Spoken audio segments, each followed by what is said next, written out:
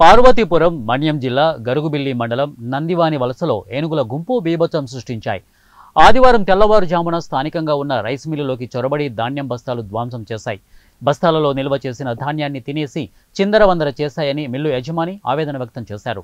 ఇదిలా ఉంటే గజరాజుల వల్ల పొలాలకు వెళ్లలేకపోతున్నామని, అప్పులు చేసి వ్యవసాయం చేస్తున్నామని, పంట చేతికి వచ్చే సమయానికి ఏనుగులు గుంపు నాశనం చేస్తాయని, దాంతో అప్పులే తప్ప ఆదాయం లేదని రైతులు వాపోతున్నారు. ఏ క్షణంలో గ్రామాల మీద పడి దాడి చేస్తాయోనని భయోందోళన చెందుతున్నారు.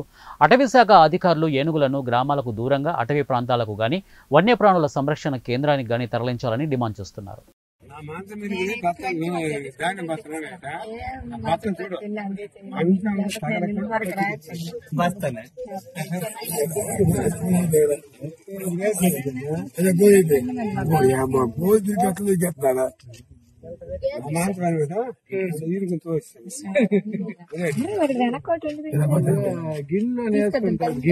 గిన్నెతో తినదు